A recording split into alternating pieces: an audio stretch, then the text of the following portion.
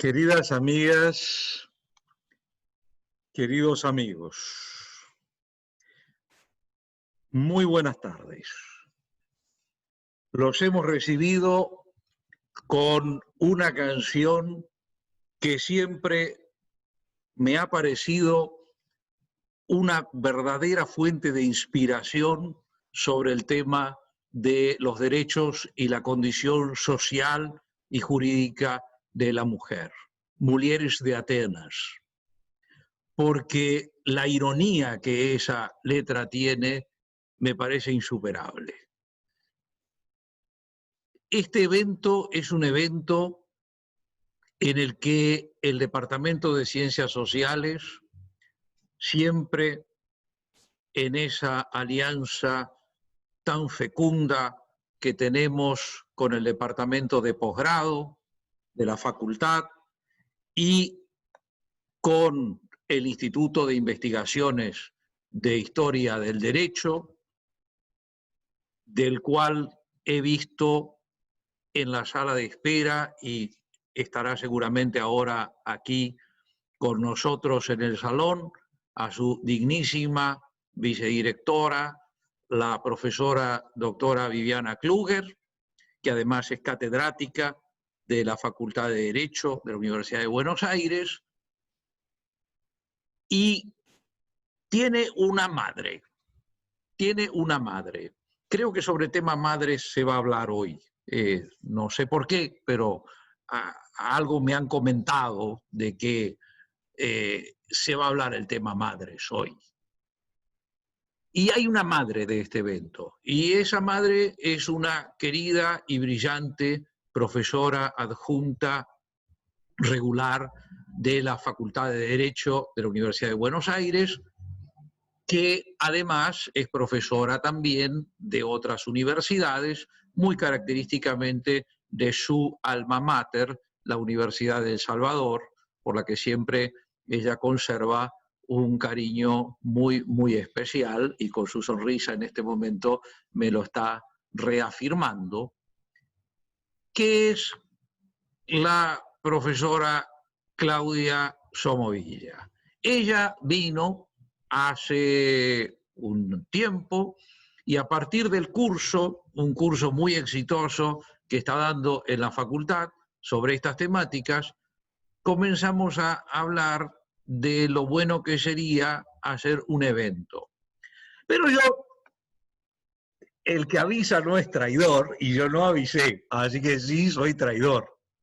Y entonces la voy a traicionar, doctora Somovilla, porque en este momento, delante de 96 personas, que le voy a contar que, por lo que he visto, representan por lo menos a 3 continentes, y eso sí vamos a considerar a América como un continente solo, porque tenemos gente de México, o sea que podríamos hablar entonces de 4 continentes, pero vamos a poner América como un continente solo, y también tenemos gente de África, porque acabo de ver a una querida y brillante amiga de Angola, y me imagino que alguien más de África hay, pero por lo menos ya he visto a una querida representante de Angola, y tenemos gente en Europa, de manera que por lo menos 3 continentes están presentes. Yo en este momento, en mi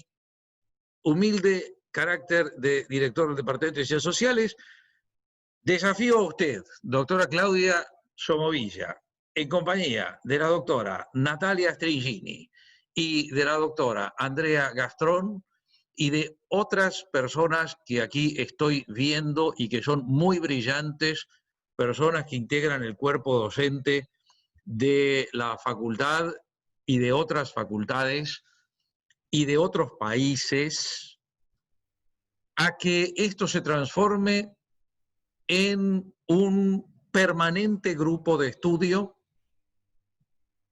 acerca de la visión histórica y sociológica y, ¿por qué no, profesora doctora Isabel Cristina González Nieves, dignísima secretaria del Departamento de Ciencias Sociales y aquí presente, como siempre lo está en todos los eventos, desde el punto de vista económico también, que es la especialidad suya, de los derechos de la mujer.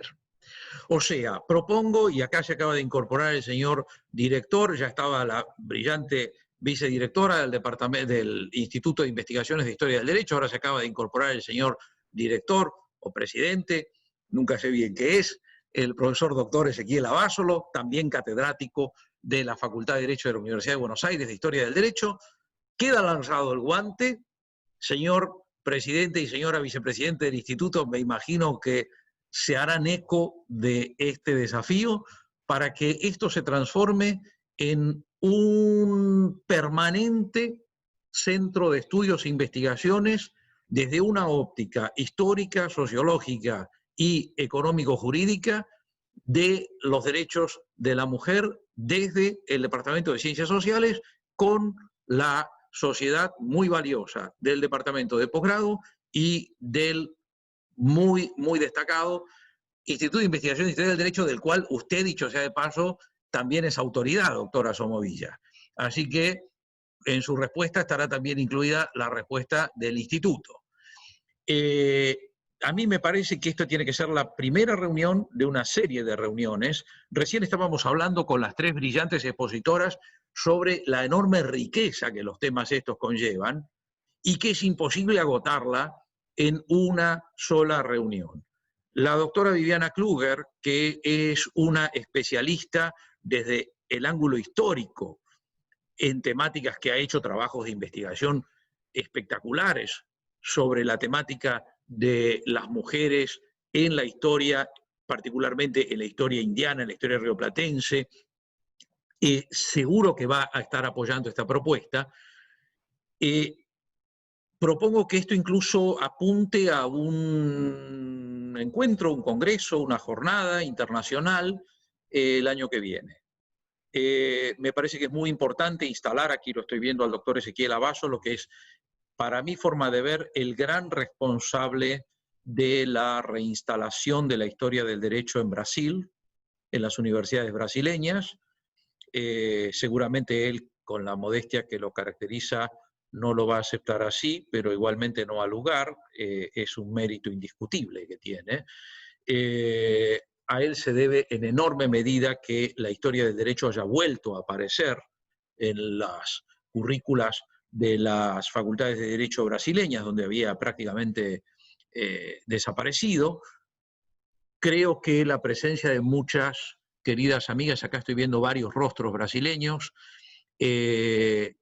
muchas queridas amigas acá brasileñas van a apoyar desde Brasil.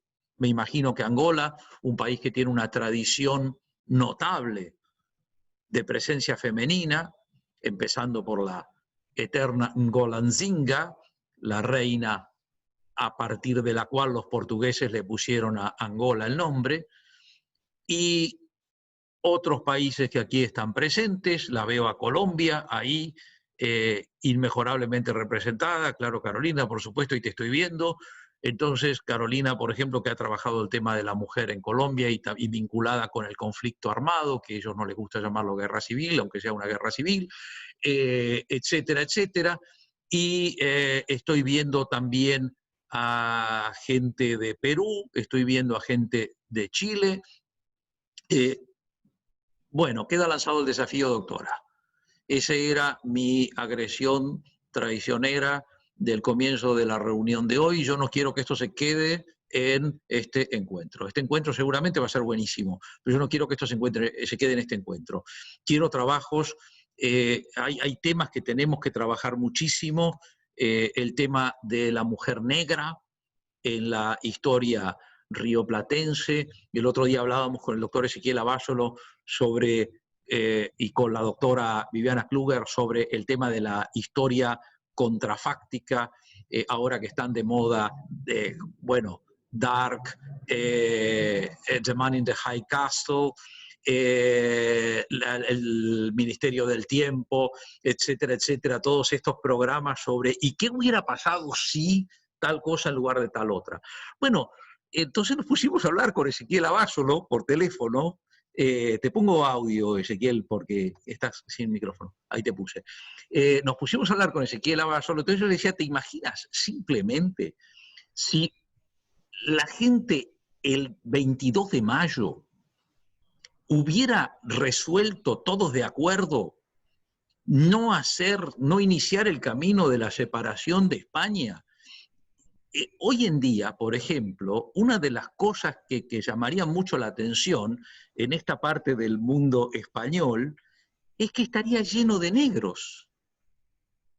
O sea, una de las cosas interesantes sería que uno saldría a caminar por Buenos Aires y se encontraría con mujeres y hombres y niños y ancianos de origen africano. En general muchos de Angola, que era un lugar del que acá venían muchísimos negros. Y sería normal, y no serían inmigrantes de África o de Brasil o de América Central, serían descendientes de los antiguos esclavos del Río de la Plata, ¿no? Y entonces necesitamos mucho pensar todas estas cosas y necesitamos mucho volver a repensar todos estos temas, incluso la cantidad de temas que nos han construido mal a lo largo de las escuelas, de las... sí, claro, Isabel habla de la conquista del desierto, imagínate, de las escuelas, las universidades durante feas épocas, etcétera, etcétera. Bien, vamos entonces a los hechos. La primera expositora en el día de hoy, alterando el orden que habíamos colocado en el cartel, pero bueno, uno ya sabe que las cosas se hacen para ser alteradas, es la querida profesora doctora Natalia Stringini, brillante docente de Historia del Derecho de la Facultad de Derecho de la Universidad de Buenos Aires, profesora muy querida y muy destacada del programa de cursos intensivos válidos para el doctorado, envidiablemente querida por sus alumnos y alumnas, envidiablemente querida. Debo reconocer que a veces me produce cierta envidia. Me he encontrado con alumnas suyas en Girona, en el máster de Girona, que cuando les dije, bueno, veamos a ver quién sería la persona para que les dirigiera la tesis, me dijeron, la doctora Stringini, no aceptaremos a nadie más. Caramba, caramba, una cosa prácticamente de fe, una declaración no verdaderamente religiosa, decir, bueno, no aceptaremos a nadie más. Bueno, nada, me declaré vencido y derrotado. La doctora Natalia Stringini, entonces, que nos va a hablar sobre la debilidad femenina. ¿Existe eso? No sé, yo nunca la vi esa debilidad femenina. No sé, usted dirá, o sea, usted le pone ese nombre a la conferencia. Yo tampoco, pero bueno. Usted dirá, ahora nos va a explicar, porque usted dice la debilidad femenina, su apropiación por el derecho. Profesora doctora Natalia Stringini, con enorme interés la estamos escuchando. Bueno, muchas gracias, Ricardo. Bueno, buenas tardes a todos. ¿Se escucha bien? Un poquito más fuerte, si podés. Más fuerte, bueno. Subí tu volumen. Bueno, ahí está. Bueno, buenas tardes a todos. Espero que sí, ahora me escuchen bien. Bueno, a ver, hace un par de años, con motivo de una convocatoria que sacó la facultad bajo la temática Género y Derecho, me puse a estudiar y a hacer una investigación a ver cómo podía vincular estos dos conceptos o cómo se vinculaban estos dos conceptos en clave histórica, ¿sí? Particularmente desde el derecho romano, pero desde el derecho romano en adelante, ¿no es cierto? Entendiendo al género como una categoría de análisis, ¿sí? No solamente como lo femenino y lo masculino, ¿no? Sino como una categoría de análisis sobre el cual nosotros podemos estudiar al derecho y a las instituciones jurídicas, ¿no? Como una categoría que claramente está asentada sobre el sexo masculino y femenino, pero que bueno, que es mucho más amplia, ¿no? Porque dice qué es lo masculino y qué es lo femenino, mucho más allá de la mera cuestión corporal, ¿no? Entonces, en este sentido, a partir de esta idea de género, bueno, dije, a ver, ¿cómo se vincula el derecho en esto, ¿no? Bueno, y la vinculación es bastante, en algún punto es bastante clara y es bastante sencilla, digamos, ¿no? El derecho ha sido a lo largo de la historia un instrumento, ¿sí?, para la formación del género, ¿no? Un instrumento que por supuesto se da en el marco de una ideología patriarcal y del patriarcado, ¿no? El derecho es un discurso que se da en una sociedad patriarcal, con lo cual responde a este parámetro, ¿no? A este interés. Bueno, y en consecuencia el derecho construye el género, porque el derecho dice qué es un padre, qué es una madre, qué hace un padre, qué puede hacer y qué no puede hacer, lo mismo que una madre. Y lo ha hecho a lo largo de la historia, ¿no es cierto? Lo mismo con los hijos, ¿no? Hijos e hijas, digo, el derecho construye instituciones jurídicas que en algún punto marcan, ¿sí?, qué se entiende por lo femenino y qué se entiende por lo masculino. Y vuelvo a insistir, mucho más allá, ¿no?, de la cuestión sexual, de la cuestión física, ¿no? En consecuencia, el derecho, y sobre esto partí en la investigación, y sobre esto empecé a proyectar ejemplos, construye al género, ¿no? El derecho construye lo que entendemos por femenino, o lo que el hombre ha entendido a lo largo de la historia por lo femenino, y ha entendido a lo largo de la historia por lo masculino. Claramente, con cambios, por supuesto, ¿no? Digo, lo que entendemos hoy por masculino y por femenino no es lo mismo que hace 200 años, ni lo mismo que hace 2000 años, ¿no? Digo, claramente ha habido cambios en esto. Claramente el derecho ha tratado a las mujeres de diferente manera, porque ha construido diferentes estereotipos de mujeres. No todas las mujeres para el derecho somos exactamente iguales, ¿no? Y como se da en una ideología patriarcal, bueno, la construcción de estas instituciones jurídicas, en términos generales, tienen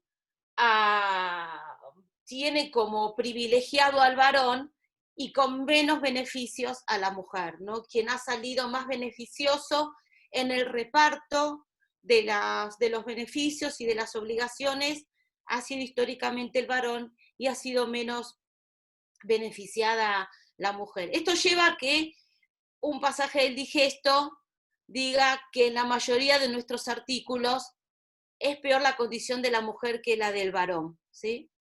Yo le puse este título a la investigación, ¿no?, este pasaje del digesto que afirma de esto, ¿no? Y es cierto, en la mayoría de las cuestiones jurídicas, ¿sí?, a lo largo de la historia ha estado menos beneficiada la mujer y más beneficiado el varón. De esta manera, quedando claro y asumiendo yo que el derecho tiene un papel muy importante como orden en la construcción del género femenino y del género masculino, bueno, seguí buscando a ver qué justificaciones se ha valido, ¿no? Digo, qué ideas han pasado a lo largo de la historia, y si puede haber algo que se ha mantenido a lo largo de la historia, porque vuelvo a decir, yo empecé buscando en la antigua Roma y me proyecté después a los siglos posteriores, ¿no?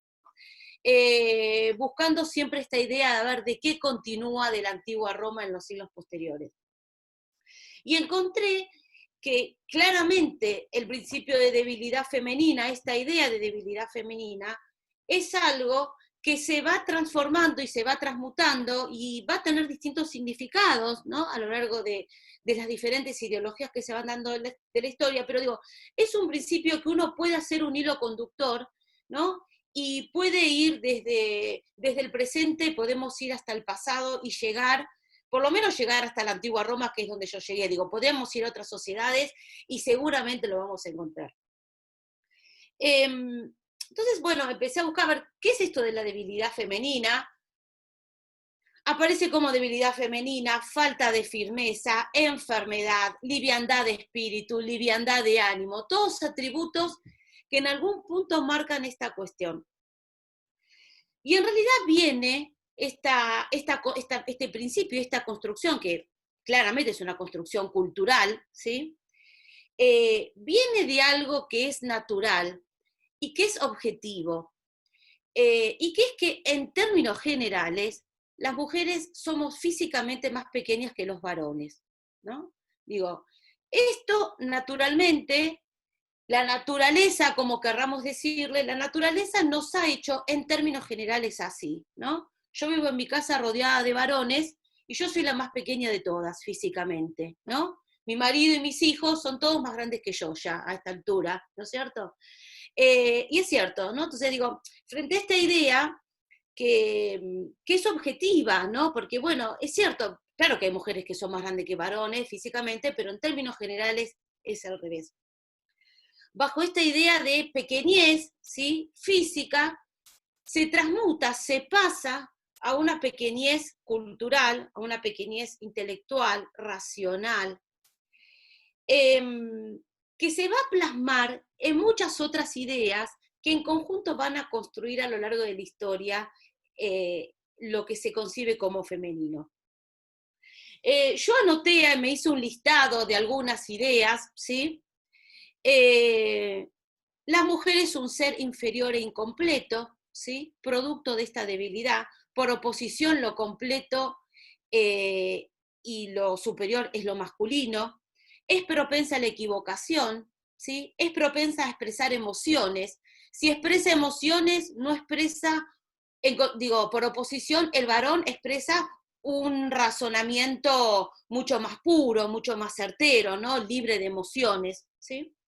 Es más temerosa para enfrentar los problemas, tiene menos dominio moral, es más fácilmente engañada y se conmueve por las cosas más pequeñas. La debilidad se asocia a la palidez del cuerpo, ¿sí? Se asocia a la superioridad espermática del hombre. Estas son expresiones que yo saco de fuentes. Es más fácilmente engañada, yo ya lo dije, es necia, de poco ingenio, con defectos físicos, no está preparada para los grandes asuntos, ¿sí? Tiene menor motricidad. Miren, en el siglo XIX y siglo XX, primeras décadas del siglo XX, en el marco de las explicaciones médicas, antropológicas, ¿no? Aparece esta cuestión de la motricidad, ¿no? Y esto en fuentes nuestras, en fuentes de la Argentina, ¿no es cierto? Hay tesis doctorales de fines del siglo XIX que explican este tipo de cuestiones. Leopoldo Lugones en el siglo XX escribe un ensayo, un opúsculo que se llama el problema femenino, el problema feminista, ¿no? Y ahí habla también de estas cuestiones, ¿no? Esta motricidad que la hace apta para hacer, ¿qué?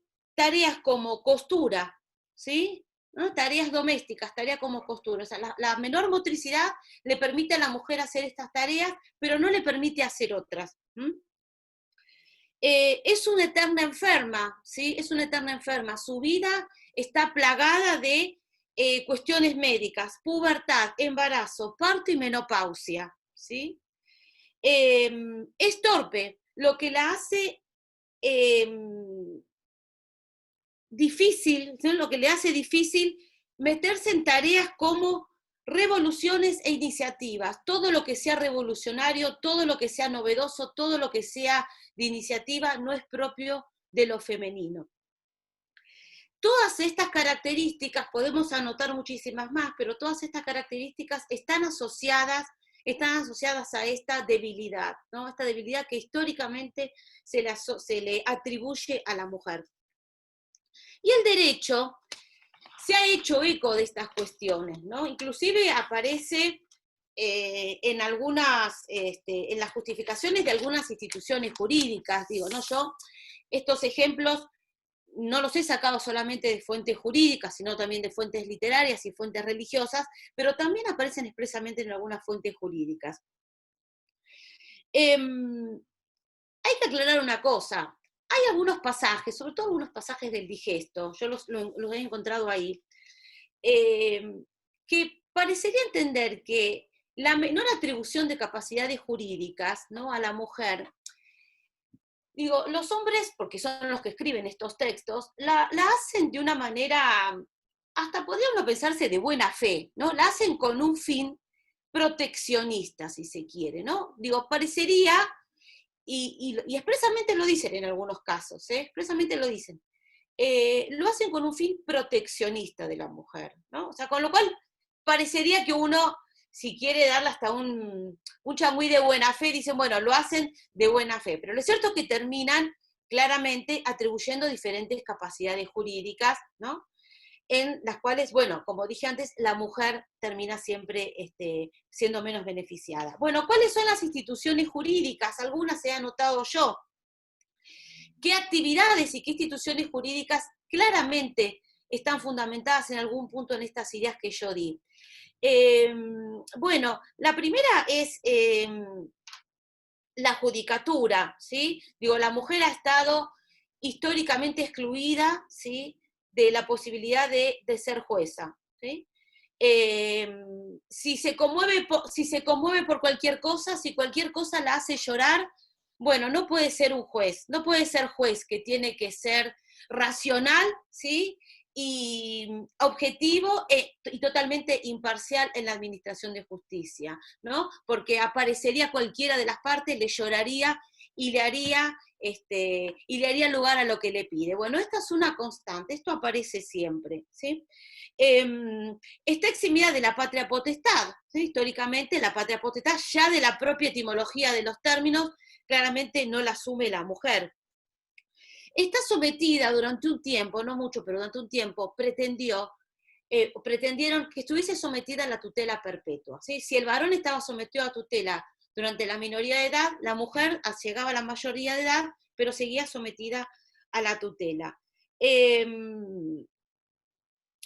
Bueno, se le reconoce el error de derecho, ¿sí?, como una causal, digo, exculpatoria en algún acto jurídico, ¿sí? Está excluida de la guerra, ¿no? La guerra siempre fue una situación o un momento que exige, por un lado exige fuerza física, ¿sí?, cosa que no tiene la debilidad claramente, pero por otro lado exige estrategia, exige razonamiento, exige frialdad, ¿no? Todas cuestiones que no tiene la mujer, que no se le atribuyen a la mujer, no es que no tiene la mujer. En el ámbito penal, ¿sí? Bueno, la mujer, en el ámbito penal hay como una contradicción, digo, con esto quiero ir cerrando un poco mi exposición, pero en el ámbito penal hay como una contradicción, porque la mujer, producto de esta debilidad, la mujer es más fácilmente engañada, entonces puede cometer algún delito, ¿sí? Pero también la mujer es astuta, digo, esta cuestión de la astucia, ¿no? Esta imagen de Eva, esto viene sobre todo con los discursos religiosos, ¿no? Esta imagen de Eva que es astuta y que, bueno, y que no le importa que Dios le dice que no puede comer del árbol, si come, y le engaña al hombre y le dice toda una mentira para que el hombre coma del árbol, ¿no? Del fruto del árbol. Entonces, es astuta. O sea, acá hay una contradicción, porque tiene astucia, pero también es fácilmente engañada, ¿no? Y esto lleva a que frente a algunos delitos tenga mayor castigo, todo lo que está vinculado a la sexualidad femenina, ¿sí? Claramente el adulterio es un delito, por más que es un delito que históricamente lo puedan cometer los dos, porque el matrimonio ha sido, por lo menos en la tradición occidental, monogámico, y la fidelidad es para los dos, pero bueno, es un delito que se castiga casi con exclusividad hacia la mujer. Entonces, el adulterio es un caso donde hay un mayor castigo, ¿sí? Pero hay otros que no, ¿no? Hay otros que no. No porque no tenga menor responsabilidad, digo, la mujer tiene la misma responsabilidad, pero la debilidad la hace que sea mucho más difícil soportar el castigo, ¿no? Entonces, en algún punto, frente a otros delitos, ¿sí? A veces se habla de sacrilegio, este tipo de delitos, bueno, frente a estas cuestiones, tiene el castigo termina siendo menor, ¿no? Bueno, esto es un poco la idea, el tema, como dijo Ricardo al principio, el tema es muy amplio, no cité fuentes, por supuesto que hay un montón de fuentes que yo no he consultado, ¿no? Se podría hacer como una historia de la debilidad femenina y hacer una tesis, porque la verdad que es muchísimo. Pero bueno, esta era mi idea, introducirlos a todos ustedes en esta cuestión y ver cómo el derecho se va apropiando de esto, ¿sí? De este principio que en principio no es puramente jurídico, ¿no? Bueno, les agradezco a todos por haberme escuchado.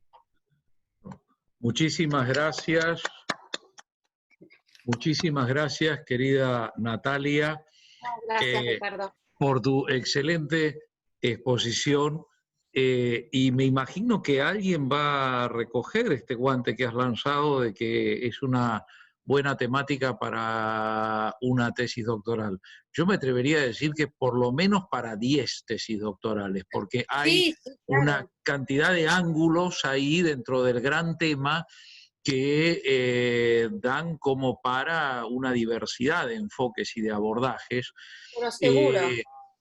Por favor, permítanme compartir una imagen. Permítanme compartir una imagen. Voy a compartir la pantalla un segundo porque quería mostrarles una imagen en particular. Bueno, esta imagen que están viendo es una reconstrucción hecha hace poco de Lucy con su marido. Como ustedes saben, la única que conocemos, y más o menos, es a Lucy. Lucy es el nombre de ficción que se le puso a una hembra antropoide que no fue antepasada de nosotros porque no es el camino de ella el que se siguió, pero que vivió en África hace muchísimo tiempo, cuando nuestra especie estaba en proyecto. Muy bien, tenemos los restos, poquito de restos de Lucy, a partir de los cuales se ha reconstruido con ayuda de la computadora, más o menos como Lucy podía hacer. Luego vinieron los señores que reconstruyeron al marido de Lucy. Y usted fíjese cómo el marido de Lucy es más grande que Lucy, le lleva una cabeza a Lucy, la está cuidando con el hombro, le está poniendo la mano en el hombro, y evidentemente la única diferencia que hay entre una pareja, digamos, que puede salir de la publicidad de cualquier pareja feliz de un país más o menos normal del siglo XX, comienzos del XXI, es que tienen un poquito más de pelos, que no andan vestidos, abajo igual no se ve, capaz que tenían algo abajo y ella está haciendo el topless, pero no hay mayor diferencia. Si cierran un poco la boca, se parecen muchísimo a cualquiera de nosotros. Entonces, lo que quería con esta imagen mostrarle a usted, querida profesora Natalia Stringini, es que el dimorfismo sexual también es una construcción. Y no solo una construcción cultural, como muy bien lo has dicho, sino que inclusive biológicamente el dimorfismo sexual también se ha ido construyendo. Se ha ido construyendo biológicamente, es una de las formas del proceso selectivo darwiniano, no por, en este caso, para sobrevivir desde el punto de vista de conseguir alimentos, sino para conseguir una mejor colocación sexual, pero también el dimorfismo sexual es una demostración y una construcción. Y fíjese, una demostración muy sencilla. Hágame el favor, y como todavía Dios libre, desgraciadamente, y ojalá que pronto ya no haya más, quedan zoológicos en el mundo. Si va a un zoológico, yo no voy por una cuestión de principios, pero si usted llega a ir a un zoológico, o si no, si mira una filmación de chimpancés o de bonobos, que son nuestros parientes más cercanos, hágame el favor y me dice quiénes son los varones y quiénes son las mujeres, me lo dice, por supuesto. Si lo va a ver muy de cerca y le va a ver los órganos sexuales, ahí está haciendo trampa.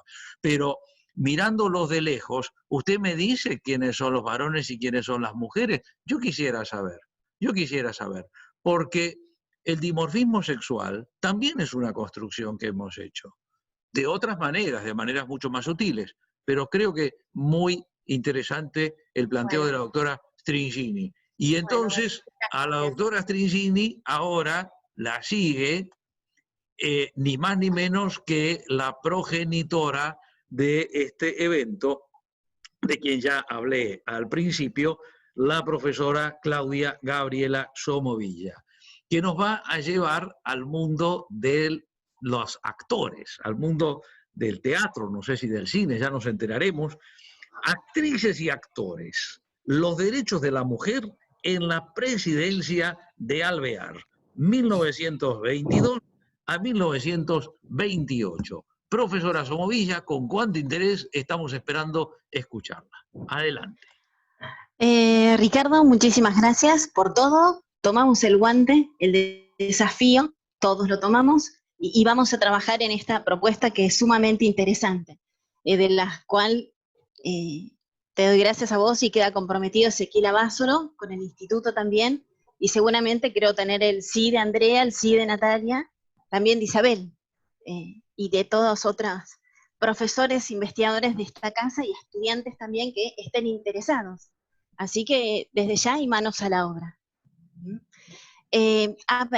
Les cuento lo que era esta propuesta y por qué actores y actrices, y no es el teatro. Ocurre que creo que nos pasa, ¿no?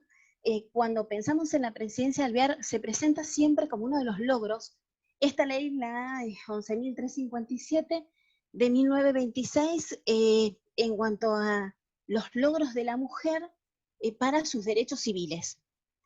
Pero cuando uno empieza a estudiar y abordar el tema, empiezan, por lo menos a mí, me surgieron y me surgen dudas. Si realmente este proyecto era de Alvear, en cuanto a que se le imputa a él, y cuál era el rol que habían tenido las mujeres, si es que habían tenido algún rol, para lograr esto. Y si acaso las mujeres en este tiempo, por lo único que estaban luchando era exclusivamente por derechos civiles. ¿Qué pasaba con sus otros derechos? Y si se habían movido, ¿de qué manera lo habían hecho? La presidencia de Alvear podemos ubicarla, después vamos a hablar adentro qué es lo que pasa en nuestro país, pero en un plano internacional, es claro, está ubicada entre la Primera Guerra Mundial, que ahora vamos a ver por qué le es significativo al debate, y nada más ni nada menos que entre el crack del 30. Sin embargo, allí es como una meseta social, económica, parecieran ser tiempos tranquilos. Este movimiento, sobre la expresión que encontré, fueron derechos jurídicos, civiles y políticos de las mujeres, y no arranca claramente con la presidencia de Alvear, arranca antes, fines del siglo anterior y principios de este siglo, y eso es claro. El primer espacio donde uno encuentra que se toma noticias de la situación real en la mujer, de lo que pasa en el foro, es en la doctrina. Y las expresiones, la lógica que empiezan a encontrarse es, existe una sociedad sui generis, donde uno puede hacerlo todo y la otra nada. Y esta otra que nada puede hacer con los bienes de esa sociedad en conjunto, resulta que tiene la responsabilidad social de, no está bien que deje la tranquilidad o que ponga en un segundo plano la tranquilidad de su familia en pos de intentar una acción para hacer a la administración de los bienes. Situación que se replica en causas civiles, en presentaciones comerciales, las cuales toma Rémora por 1927 en el Estatuto de la Mujer, señalando casos puntuales donde jueces comerciales de la Cámara se atrevieron, osaron darle la venia a la mujer para instar acciones que permitan defender los bienes de la sociedad patrimonial en pos de sus hijos, porque el esposo no le era posible. Recordemos que hay un movimiento que comienza ya a gestarse en la doctrina, que repercute la problemática que está en la práctica, que ocurre en el foro. ¿Y qué pasa con la mujer? ¿Qué pasa con sus estudios? Era otra cuestión que me interesaban. Miren, si les digo nombres como Julieta Lanteri, Cecilia Grierson, nos van a sonar a todos. son mujeres que se formaron aquí en la Universidad de la UBA, en la Facultad de Derecho, y sin embargo se inquietaron y en las expresiones desde la misma universidad por derechos jurídicos, civiles y políticos. Y la realidad es que su desempeño dentro de la universidad, cuando vemos los relatos o experiencias de compañeros de ellas, van a decir que bien, pudieron hacer sus materias normalmente, pero existía en la práctica, se sentía una resistencia en el desenvolvimiento profesional de la mujer. Acuérdense de María Angélica Barrera, la mujer que se recibe abogacía, bien con el título, pero para ejercer la profesión fue otra cosa. De hecho, tuvo que hacer una presentación y ella misma hacer las defensas de sus derechos. Sí, me inquietó buscar saber quién estuvo detrás de este proyecto y si había sido el primero, y si hubo anteriores, en qué se ocuparon. Tenemos 3 antecedentes, con 3 aspectos distintos sobre los derechos de la mujer. 1902, Luis María Drago, un conservador, que observó en su proyecto ver la capacidad, las posibilidades que tenía la mujer para hacer respecto a administrar los bienes dentro del matrimonio.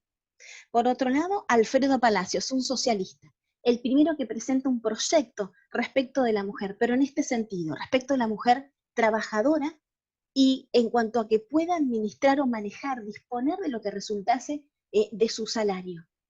Y tenemos a Enrique del Valle Barlucea, un senador socialista que va a hacer la presentación hacia 1918 sobre la capacidad de la mujer casada y divorciada. Ese proyecto que se presentó en el 18 y tuvo un movimiento parlamentario, en el 1922 lo para, permítanme la expresión, don Hipólito Yrigoyen, el presidente. Casi ya cuando estaba por entregar el mando a Alvear, a Yrigoyen lo para el proyecto por el tema del divorcio, enviando un mensaje presidencial. Yrigoyen es krausista, y claro, a Kraus no lo había leído en forma directa porque no conocía el alemán, pero sí había leído su traducción de Arens. Y cuando Arens habla, y en su libro, en su obra, El curso de Derecho Natural, refiere a la mujer, habla del santo derecho de la mujer de estar al lado del hombre. Y cuando nos adentramos en el krausismo, resulta que vemos el tema de la educación en la mujer, pero se reduce a eso, a una educación sustancial pero básica, o la participación de la mujer en un proceso educativo, pero no se hace referencia precisa y clara a una formación profesional o una capacitación habilitante en la profesión para la mujer. El proyecto que en 1924 se presenta durante la presidencia de Alvear es de los socialistas Juan Bautista Justo y Mario Bravo. Ese proyecto refiere a la capacidad civil de la mujer, pero no de todas. Se refiere a la capacidad civil de la mujer, de las mujeres solteras, viudas y separadas, pero no de las casadas. Esto va a ser materia de debate a lo largo de estos 2 años, porque el proyecto se presenta en el 24, se sanciona en el 26 y el origen no es del partido gobernante, no es de Marcelo Torcuato de Alvear, quien va a tomar otra vía y otra posición. Pues bien, en la presentación que hace Mario Bravo, que es sumamente extensa, va a ser responsable el capitalismo de este movimiento, porque va a decir que si se hizo uso, beneficio del esfuerzo de las mujeres, esto hizo que nos movilizara a nosotras a buscar otros derechos que antes estaban reservados a los hombres. Inmediatamente el conservador Ángel Sánchez Vería propuso la formación de una comisión para estudiar esto que se presentaba como un proyecto. Esa comisión estaba formada por 3 diputados y 2 senadores, y comenzaron a andar. En diputados hubo muchos idas y venidas hasta que 2 fueron las cuestiones cruciales. Incorporar o no la expresión de poder ejercer la profesión la mujer, y si era pertinente acaso, si era oportuno, avanzar con este proyecto. ¿Por qué? En ese 1924 estaban ocurriendo 2 cosas. por un lado, estaba ocurriendo la división del Partido Radical. Entonces, ¿hasta dónde tendría suficiente apoyo este proyecto? Y en la medida que fue avanzando el mismo, en 1926, 4 meses antes de que finalmente sancionara la ley, ustedes recordarán si les digo el nombre de Juan Antonio Vividoni. El presidente Alvear encomendó a un jurista de tamaña envergadura la redacción integral de un código civil en el cual se hace referencia a la cuestión de la mujer. Bravo para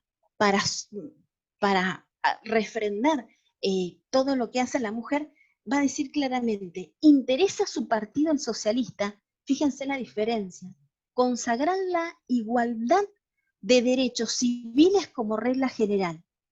Respecto de la mujer casada, aspiramos, tan solo eso, aspiramos a que pueda ejercer una profesión. Lo cita Woodrow Wilson, presidente de los Estados Unidos, respecto de la Primera Guerra Mundial, cuando en un discurso en el Congreso de la Nación de Estados Unidos les va a plantear luego de la Primera Guerra, si acaso las admitimos, las sumamos para el sufrimiento y el sacrificio, ¿por qué acaso nos la vamos ahora a asociar en lo que son los privilegios y son los derechos? Estas son las cuestiones que vamos a verlas como eje y de forma permanente. Veamos que más se va a extender a lo largo de todo el debate y va a traer como corolario cantidad de citas de la legislación, desde mediados del siglo pasado y hasta ahora, que fueron presentando propuestas y se fueron muchas de ellas sancionando con distinto alcance sobre los derechos civiles de la mujer, y algunos los entremezclan con los derechos políticos, cuestión que también estaba muy candente. Y ahora van a tener presente el porqué. En este debate lo que vamos a encontrar es que los grupos de mujeres feministas, que algún diputado radical va a decir, no son agrupaciones lo suficientemente representativas por no estar organizadas, pero eran grupos realmente con una movilización significativa. Vamos a tener por un lado aquel comité pro sufragio femenino que estaba encabezado y que lo organizó y lo movilizó. Recordarán ustedes, si le digo, Alicia Moró de Justo, ¿sí? Por otro lado, nos vamos a encontrar con la Liga Femenina Nacional, que va a organizar el primer Congreso Feminista Internacional en Buenos Aires hacia 1910. Y ahora vamos a encontrar quiénes son esas mujeres. Mientras tanto, mientras ocurría este debate, se estaba conformando en verdad el Comité Feminista Radical, unas organizaciones dentro del Partido Socialista. ¿Cuál era el hacer? El hacer era tener las reuniones, tener los comités, hacer petitorios, pero de todos esos petitorios, uno solo de ellos llegó a la Cámara de Diputados al tiempo de este debate. Antonio de Tomaso va a ser quien va a ser muy duro con Dalmacio Vélez Sarsfield, un jurista magnífico, pero en su época va a encontrar que fue magnífico ese código, y se va a preguntar por qué no tuvo en cuenta las partidas en cuanto a permitir convenciones matrimoniales, por qué lo deja de lado. Sumamente crítico va a hacer con aquel. Enrique Dickmann, un socialista, va a sostener de lleno que no hay diferencia entre mujeres ilustradas y mujeres proletarias, que era una cuestión que constantemente traían a colación los radicales, porque esas mujeres ilustradas, la profesión, la formación que tenían, permitían mejor decir cuáles eran los derechos y las libertades, tanto políticas como civiles, que se querían arraigar. De hecho, vamos a tener a Alicia Moró de Justo, que con claridad va a denunciar que existe la necesidad de completar la reforma en materia civil, y por esta necesidad que existe de completar la reforma en materia civil, tal vez sea necesario y postergar lo que va a ser la cuestión en materia política. O sea, está de alguna manera negociando. Necesito que se saquen, que se logren estos derechos civiles, y después serán los derechos políticos en el caso de así hacerlo. El Centro Feminista Socialista, que se había fundado por Chertoff, Carolina Mussolini, Raquel Messina, son los que se mueven para lograr esta cuestión. La hija de Chertoff Victoria Gukowski, es la esposa del diputado Enrique Dickmann, y es quien va a leer el petitorio solicitando y explicando el porqué de los derechos civiles. Hay una clara diferencia entre lo que es el Comité Radical en la petición de las mujeres y lo que hacen las socialistas. Las mujeres socialistas en todas las reuniones y en los comités, en la presentación, solicitan los derechos civiles para todas las mujeres, ¿sí? Y remarcan la situación de las mujeres casadas. En el caso de las mujeres radicales están poniendo más el acento en la participación política y en la administración de bienes, sin referencia a la mujer casada. Vamos a encontrar a una Alfonsina Storni que va a hablar acerca de el miedo de los políticos para administrar, para poder sancionar este tipo de leyes. En su momento se hace una especie de una encuesta para conocer cuál es la opinión de personalidades destacadas en ese aspecto. A la vez se van generando modificaciones y se generan proyectos paralelos, en especial del parte del radicalismo. No hay grandes diferencias en estos proyectos que se generan a la vez. Lo que ocurre es que estaban sumamente divididos en el partido. Uno podrá ver allí que va a encontrarse la lectura de decir que al radicalismo le falta una posición orgánica y unánime respecto del tema, en tanto que no es así con los socialistas y con los demócratas progresistas, que lo van a manifestar en un mismo sentido, en su conjunto. La ley sale con el voto de todos, con excepción de uno, del diputado radical por Capital Federal, Jorge Ferri. Es el único voto que se manifiesta en contra. Señala que el tema es oportuno tratarlo, pero que no corresponde hacerlo, que hay que esperar al trabajo que haga la comisión de Bivironi. ¿Se acuerdan la que hace unos pocos meses se había organizado? Que no era prudente, porque esto venía a erosionar y romper el espíritu de lo que era el Código Civil, que era necesario hacer una reforma integral del Código o una ley específica, pero no una tan chica o tan inapropiada. Estas expresiones de espíritu vienen a colación la formación íntima que tiene también Ferri con lo que va a hacer el krausismo. ¿Qué pasa en los diarios? Era otra de mis inquietudes al menos. Pues tengo dos grandes situaciones. Los diarios como La Vanguardia, ustedes van a observar que claramente hacen una publicidad, una propaganda, un ahínco por todas estas posiciones. Sin embargo, otros diarios como La Prensa, si bien de continuo siguen paso a paso lo que es el debate, vamos a encontrar más bien una transcripción de lo que es el debate, pero no así un análisis de lo que es el debate o un abogar por alguna de las posturas. Bivironi, al tratar sobre el tema, nos va a decir, si ese es el derecho de las mujeres, no es el de las esposas y madres, como que no corresponde si es una esposa y madre ese derecho. Que lo óptimo sería conceder la administración al marido. A la mujer es suficiente con la vigilancia y su oposición. Son situaciones que hoy en día nos parecen vibrar o parecen descollantes, pero es un entender, parece ser una lógica constante allí. La mujer le corresponde y es su responsabilidad la cuestión de la casa. Muchas veces se pueden ustedes encontrar en los diarios de época con que en el recinto se manifiesta y se sostiene el voto a favor, y sin embargo en el discurso afuera manifiestan este comprender que la mujer, solo en el caso claramente de necesitarlo, recurriría al salir de la casa y pretender una profesión, un trabajo para lograr un sustento. Rodolfo Rivarola en 1924, en una conferencia en la prensa, va a decir, la desigualdad de los sexos ha impuesto la desigualdad de las costumbres y la desigualdad de los derechos. En el Senado, la situación es de mayor resistencia. Miren, hay un diálogo que se produce entre tres senadores, Zavala, Linares y Mora Olmedo. Si me permiten, textual, son 3 renglones. Dice el senador Zavala, la honestidad de la mujer casada debe cuidarla el marido. Le responde el senador Linares, conservador por Salta, pero no la puede cuidar si le permite que ejerza la profesión. Completa el senador Mora Olmedo, liberal por San Luis. con esta ley el marido va a tener poco que hacer con la mujer. Ese es el entender, esa es la situación con la que nos vamos a encontrar en estos días. Si me permiten, termino con una consideración de un sociólogo magnífico en la época, ¿no? Don Juan Agustín García, que es citado por Leopoldo Mar en el recinto respecto de este tema. Y va a decir que esta cuestión de lograr los derechos civiles va implícita con el desarrollo lógico-histórico. Es una tendencia fatal e irreversible.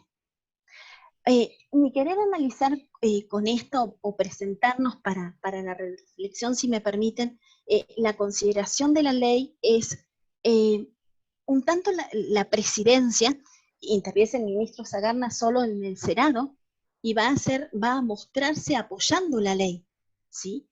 Pero no tengo una acción, un empuje amplio y en avance del radicalismo. Es factible porque sea coincidente en la filosofía con el krausismo, ¿sí? Donde la mujer tiene un rol determinado.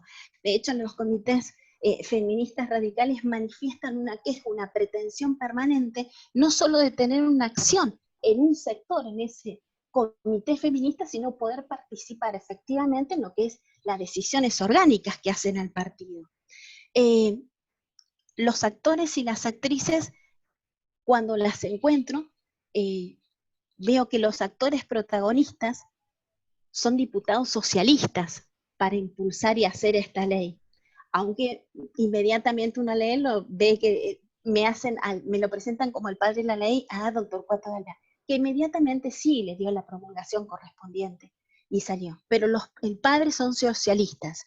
¿Y quiénes son las actrices protagonistas? Creo que claramente se puede ver el actuar de mujeres formadas, ilustradas, lo cual evidentemente es significativo, que trabajan desde la política y desde las universidades, que trabajan y vamos a ver muchos opúsculos, folletos en pocos números, casi les diría que muchos son de 1 año, de 2 años, pero que van formando con expresiones simples a las mujeres de circulación para saber de esos derechos civiles, que hablan de derechos jurídicos, civiles y penales. Esa es la expresión constante que encuentro en esta situación. Y son muchas cuyos nombres son muy conocidos, y como dijo creo que Dickman, cuando dice, son muchas ilustradas que saben decir, saben hablar y nos traen los petitorios hasta aquí.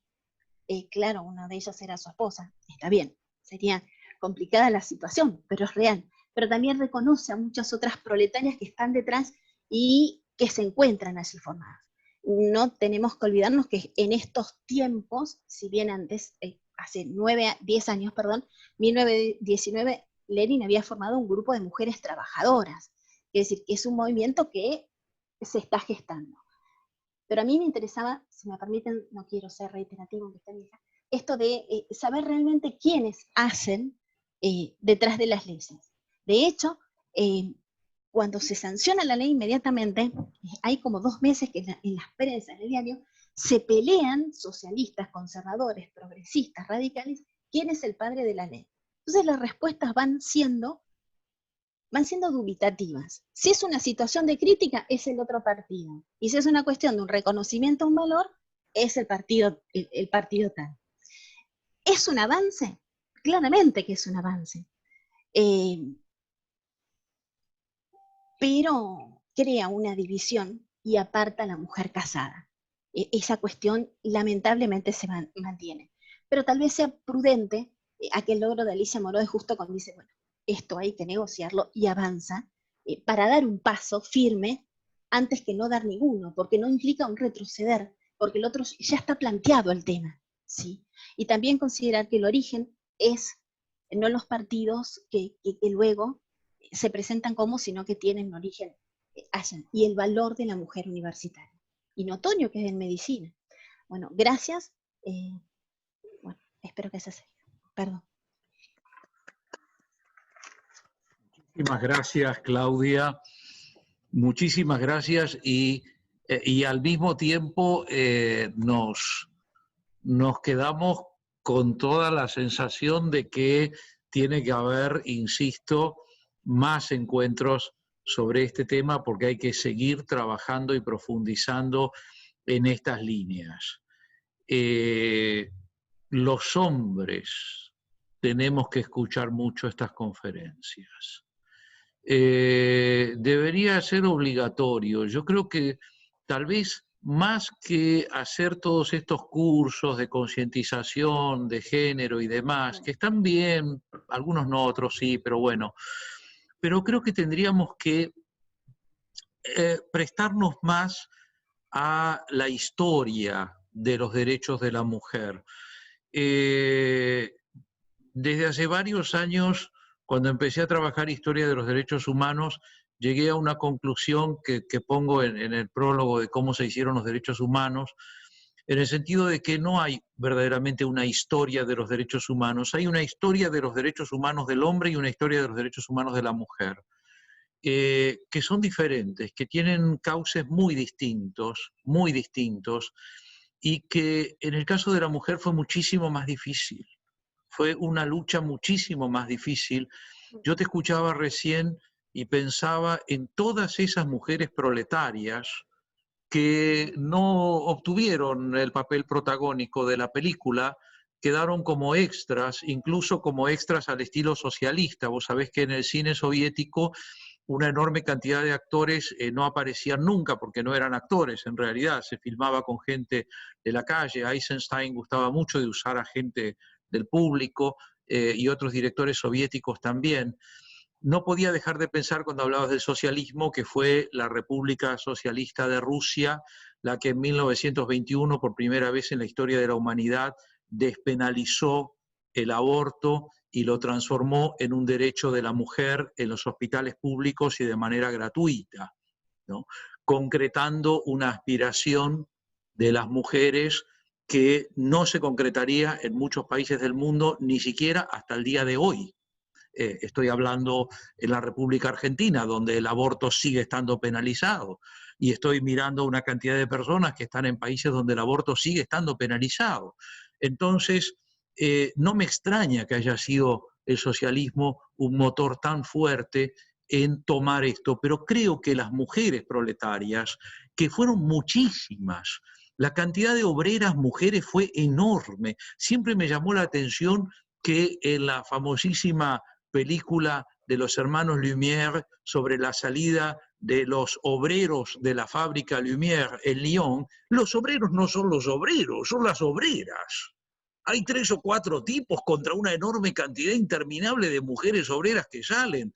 Pero luego también me pongo a ver la ópera, que acá a Elizabeth Silva, por ejemplo, a varios aquí les gusta mucho la ópera. Me pongo a ver la ópera y me encuentro a Carmen, por ejemplo, de Bizet, y me encuentro que Carmen es una obrera que trabaja en la fábrica de tabacos de Sevilla, donde las obreras eran mujeres. Y luego la enorme cantidad de obreras que hubo. Nosotros seguimos pensando en el obrero, seguimos pensando en el proletario y no en la proletaria, ¿no? O sea, ¿cómo necesitamos los hombres escuchar a las mujeres? ¿Cómo necesitamos los hombres realmente que las mujeres nos enseñen acerca de todos estos terribles errores que hemos cometido a lo largo de la historia de nuestra especie? Gracias. No me quiero olvidar una cosa antes de pasarle la palabra a la última expositora de esta tarde, realmente imperdible, porque me olvidé, tengo muy mala memoria y me olvidé. Y quería decir una cosa, que con motivo de que el otro día fue un año más el Día del Orgullo Gay o Día del Orgullo LGBTIQ+, desde el Departamento de Ciencias Sociales quiero lanzar una convocatoria también a que se cree un grupo de estudio, de investigación y de trabajo sobre el abordaje histórico, sociológico y económico-jurídico de los derechos de las personas LGBTIQ+. Quiero que, por favor, nos pongamos a trabajar para tener un evento de características semejantes a este que estamos hoy en día, antes de que termine este año, y transformarnos en una facultad de Derecho con el apoyo de todas las entidades que quieran estar junto con nosotros, que brinde un espacio para que los derechos de las personas LGBTIQ+, sean tratados abiertamente, ruidosamente, si es el caso, en las tribunas de alcance general desde las facultades de Derecho. Los derechos de todos estos seres humanos no están siendo realmente trabajados al nivel académico, científico, que se debe y que se exige. Y que además de todo, realmente tenemos que hacer en las facultades de Derecho un centro de hablar de esto, porque la verdad es que en este momento se trata de personas que están siendo perseguidas y discriminadas en muchos países, incluyendo países importantísimos del continente americano. Entonces, me parece que hoy más que nunca, porque creo que muchos y muchas de quienes estamos aquí compartimos la idea de que no tiene ningún sentido enseñar derecho, investigar derecho, estudiar derecho si no se toma un compromiso con la vida, si no se toma un compromiso con la defensa de la dignidad humana, de todos y cada uno de los seres humanos. Entonces, creo que una facultad de Derecho tiene que ser una facultad de amor, tiene que ser una facultad de amor en el buen sentido combativo, en el buen sentido, pero tiene que ser una facultad de amor. El ama a tu prójimo como a ti mismo tendría que estar grabado en la puerta de todas las facultades de Derecho del mundo, porque si eso no lo vamos a tomar en consideración, la verdad, aprendernos el Código Civil de memoria o la Constitución de memoria, sinceramente, no entiendo para qué sirve. Así que quería compartir esto con ustedes y esta invitación que larga el Departamento de Ciencias Sociales. Y quienes quieran acompañarnos, qué bienvenidos serán. Entonces, y acompañar significa ir juntos, ¿correcto? No seguirnos, ir juntos, ir todos juntos, todos y todas. Querida profesora, doctora Andrea Gastrón, vicedirectora del Departamento de Ciencias Sociales, que en realidad es un no triunvirato, porque huir en latín era solamente el varón, ¿no? Es una trinidad, si ustedes quieren. Otro día hablamos de la Trinidad y de cómo fue robado el elemento femenino, cómo fue robada la persona femenina de la Santísima Trinidad, que era la Hagia Pneuma en la formulación griega, y era femenina. Y ahí mi querida amiga la doctora Kluger sabe perfectamente que Ruach Nefesh también tiene un sentido femenino. Entonces, bueno, no importa, pero después se pasó al Espíritu Santo, que es masculino, y se acabaron las personas femeninas en la Trinidad. Buenísimo. Bueno, pero la cuestión es que en realidad somos un gobierno tripartito en absolutas condiciones de igualdad, la profesora González Nieves, la profesora Gastrón y este servidor de ustedes. Profesora Andrea Gastrón, doctora en Derecho por la Universidad de Buenos Aires, con 2 postdoctorados en género, con una trayectoria enorme en la investigación sociológico-jurídica y muy especialmente en los últimos años centrada en el tema de género y en el tema de la vinculación entre la imagen y el derecho, que creo que de algo de eso nos va a hablar ahora. Profesora, le paso la palabra con muchísimo interés y cuando usted me dé la orden me pongo a compartir pantalla con su PowerPoint. Adelante, querida profesora Gastrón.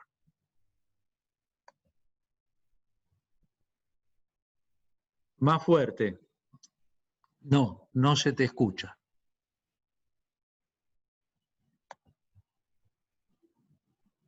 Es tema tuyo, porque tenés micrófono habilitado. Ahora sí.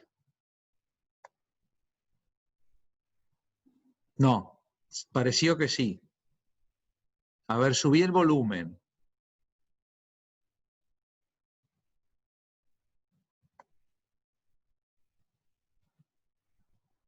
¿Alguien la escucha, Andrea? No, no te escuchamos.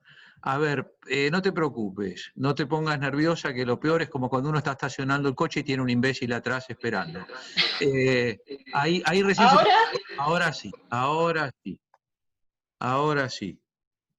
Ahora no. O sea, hay algo ahí que está, porque ahora de vuelta no. Hay algo ahí que no te está funcionando. No te preocupes, igual cuando estábamos, sí, suena, yo coincido con lo que dice ahí la querida Adriana, de que evidentemente hay algún conector que no se está conectando bien. Ahora sí, tendrás que por ahí. ¿Sí? Sí, ahora sí. No me... Para mí tenés un cable que está flojo ahí. Alguna cosa que tenés que conectar.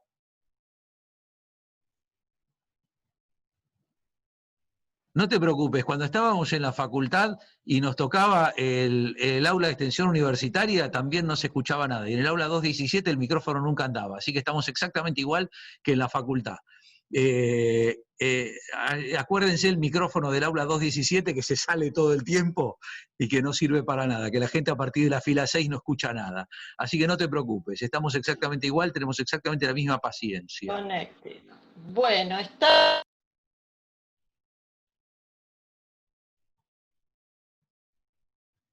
No tenemos que caer en la terrible situación de decir, llama a tus hijas. En cualquier momento... No, en cualquier momento no pasó nada. ¿Vos estás usando un micrófono separado de la computadora o el micrófono de la computadora? ¿Por qué no usás el micrófono de la computadora y sacás el cablecito y usás el micrófono de la computadora?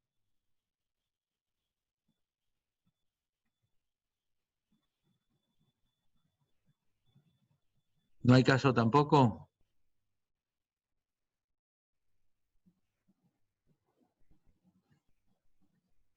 Tenés evidentemente algo ahí que no conecta bien.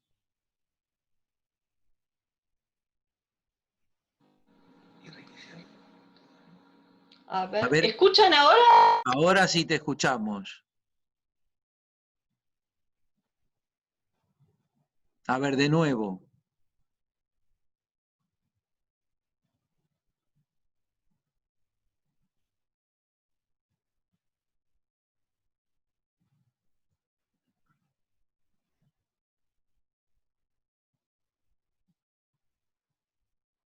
Si lo tuviste que ir a buscar a tu marido, no lo digas, porque se arruina todo el efecto del encuentro.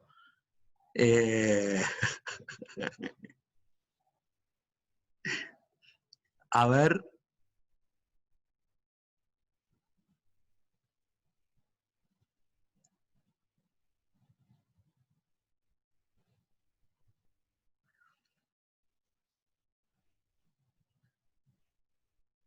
La gran pregunta es: ¿a quién está mirando, Andrea? Porque mira hacia afuera de la cámara con esperanza de que alguien le solucione el asunto. Se va Andrea. Se retira Andrea, esperamos que vuelva. Esperamos que vuelva. Ya va a venir. Bueno, mientras tanto aprovecho para invitarles el viernes al encuentro de la Universidad de Girona, los Diàlegs Jurídics Gironins, que vamos a tener algunos temas bastante interesantes, todos ellos muy buenos, y así que a las 5 de la tarde, hora de Buenos Aires. Y ya pasé en los canales de difusión las contraseñas, porque es un acto abierto hasta donde se llene. Bueno, Andrea se fue. Andrea se fue. Pueden ir haciendo preguntas si quieren a Natalia y a Claudia mientras vuelve Andrea. A ver si de casualidad, si alguien tiene alguna pregunta para hacer para Natalia o para Claudia, puede ir aprovechando.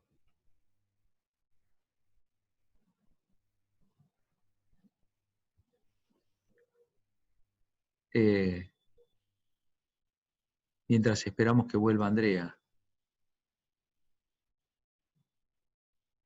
Pidan la palabra con el pedido de palabra. Ah, bueno, muy bien. Julieta. Adelante, Julieta.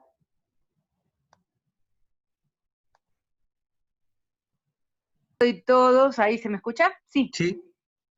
Bueno, buenísimo. Primero una sugerencia para nuestra querida Andrea Gastrón, que estoy pensando en voz alta, a lo mejor si tiene un celular, que no use la computadora, que use el celular, que salga ahí si lo tiene el Zoom ahí, puede llegar a ser interesante. Yo ahora estoy desde el celular y a veces es mi plan B cuando estoy en clases y me fallan. Así que bueno, era una sugerencia porque la verdad es que no me quisiera quedar sin escuchar a Andrea que sabe tanto y ha hecho tanto sobre esto, y bueno, también agradecer la exposición de las compañeras allí que los han precedido. Andrea, acá Julieta Strasberg te dice, y me parece una sugerencia muy inteligente, que por qué no usás el celular y te comunicás por el celular directamente, que vos tenés el Zoom en el celular.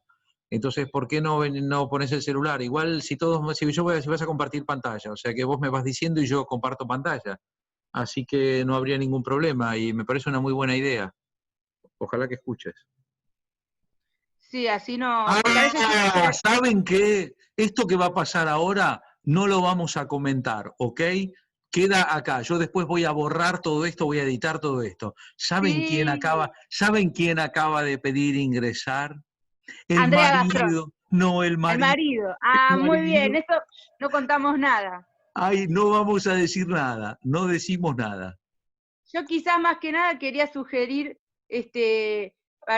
bueno, la primera expositora le quería contar que hay un libro que está súper interesante. A mí en mi biblioteca me desapareció, vaya a saber a quién se lo presté y nunca me lo devolvió, cosas espantosas que ocurren en la vida, no hay que prestar a veces los libros, y menos sin saber a quién. Pero bueno, le quería decir que hay un libro que se llama, no lo volví a encontrar, pero bueno, puede ser que alguien tenga la suerte, Cabellos largos, ideas cortas, Cabellos largos, ideas cortas, creo que era de la editorial Acal, y en ese libro hay un compendio de pensadores y filósofos de otras épocas, ahí Natalia debe estar tomando nota, y en ese vos tenés, desde todos los autores más clásicos que nosotros solemos estudiar, una mirada, una aproximación al tema, que resulta muy interesante porque nos ayuda, viste, cuando vos decías, Natalia,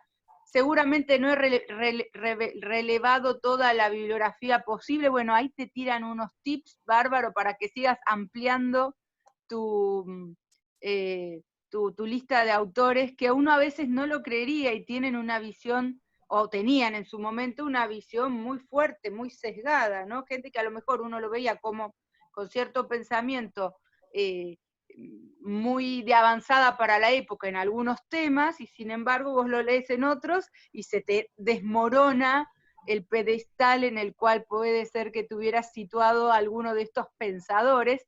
Pero claro, como decimos siempre, historia contrafáctica o pensar en el contexto actual y pensarnos desde ahora, puede llevarnos a caer en falacias y en lugares muy injustos para aquellos pensadores también, pero bueno, es interesante. Y por cierto me ofrezco porque activamente me interesan estos temas y si se arma el grupo de estudio, ya te escribí mientras hablabas, Ricardo, tanto para como para la charla de la que proponés para antes de fin de año, acá la Cátedra de Violencia y Sociedad en Argentina va a estar orgullosa de participar. Además, estos dos temas son desarrollados y son tratados en la materia que damos en el contexto del Departamento de Ciencias Sociales. Así muchísimas gracias. Muchísimas gracias, Julieta. Muchísimas gracias y por supuesto que lo tomamos ya en consideración. Natalia ha tomado nota. Solamente Sí. una pregunta muy fácil de respuesta. El cuadro que está al fondo es suyo, ¿no? Pintado por usted. Por supuesto. Sí, Y aquellos que hay por ahí. Me imaginaba, porque aparte de ser una brillante socióloga, la doctora es aparte una pintora muy buena. Por eso me imaginaba que esos cuadros eran cuadros de ella. Profesor Horacio Arce, qué vergüenza. Bueno, no vamos a decir nada. Estoy con la computadora de mi esposo. Lo que ocurre es que, claro, como las tecnologías están fabricadas por varones, evidentemente a las mujeres nos cuesta muchísimo más conectarnos, pero finalmente lo hemos logrado a pesar de todo. Ay, ay, ay. Bueno. Me despido y la dejo a la profe que Sí, hemos sí. hecho este... Cómo no, gracias. Profesora, cuando me des la indicación, profesora, silenciate, Julieta, ahí está silenciada. Cuando, Andrea, cuando me des la orden, empezás a hablar y empiezo a compartir pantalla. Cuando vos me digas la orden. Bueno, les agradezco el entretiempo, lamento las disculpas y muchísimas gracias, bueno, a Ricardo, a Claudia que me invitó, a Natalia, un placer compartir este evento con ustedes, a todas las queridas amigas y amigos, colegas que están acompañando, la verdad que es un gusto muy grande para mí estar presente y compartir este evento con todas y todos ustedes. Bueno, ahora sí te voy a pedir por favor, querido Ricardo, si podés compartir la pantalla, así comienzo a contarles. Este es el hermoso afiche, y cuando vi ese afiche tan lindo, esa fotografía, me terminó de cerrar lo que yo quería hacer en esta exposición y aquello que vengo a mostrarles a ustedes, porque en realidad yo lo que me preguntaba cuando Claudia me invitó a participar hoy con ustedes es ¿cuál es el entorno visual? ¿Qué imágenes acompañan las distintas normas que tienen lugar a lo largo del tiempo? ¿Qué es lo que vemos los ciudadanos y ciudadanas en el paisaje urbano que va acompañando esos textos normativos? ¿Por qué las imágenes son importantes? Porque vivimos en la sociedad de las pantallas, vivimos en una sociedad en la cual el sentido de la vista tiene una preeminencia mayor que el resto de los sentidos. Y el sentido de la vista, como marca además distancia social, marca jerarquía. El sentido de la vista es un sentido que tradicionalmente ha estado asociado a lo masculino, a diferencia de otros sentidos como el olfato y lo táctil, que tradicionalmente se han identificado más bien con lo femenino. Entonces a mí me parecía muy importante ponerle imágenes a las normas jurídicas. Así que vamos a hacer un repaso. Les voy a contar además que a través de toda esta exposición yo fui haciendo investigué tanto, que lo que me queda es un power que no voy a poder hoy dar en su totalidad, pero tanto me gustó investigar todo esto que finalmente va a ser motivo de un curso sobre género y derecho que voy a dar próximamente en el doctorado. Así que si se quedan con las ganas, bueno, era lo que yo tenía ganas de que pasara, digamos. No voy a poder explayarme sobre todas las imágenes. Esto va a dar lugar a mucho más. Así que simplemente lo que voy a hacer es un rapidísimo repaso, un poco como hizo Nati con su exposición. Así que, bueno, la siguiente, por favor. Estos son los ojos y la mirada que nos interpela en este recorrido. Siguiente, por favor. Y vamos a empezar nuestro recorrido por las normas de nuestro país, de Argentina, en el siglo XIX. A mí me da un poco de vergüenza hablar delante de historiadores de fuste como muchos de ustedes o muchas de ustedes, pero simplemente voy a hacer un repaso. Fíjense que hasta 1869 las normas que imperaban en nuestro país eran las normas del derecho canónico, ¿no es cierto?, que hablaban de la función moral de la maternidad santa y libre. Esta es una frase de José Manuel Estrada. Y luego viene el Código Civil, donde el hombre permanece siendo el jefe indiscutido del hogar, ¿no es cierto? Se habló hoy precisamente de justamente de la situación de la capacidad y la incapacidad jurídica de las mujeres casadas. Bueno, siguiente, y vamos a ver ahora, fíjense estas imágenes.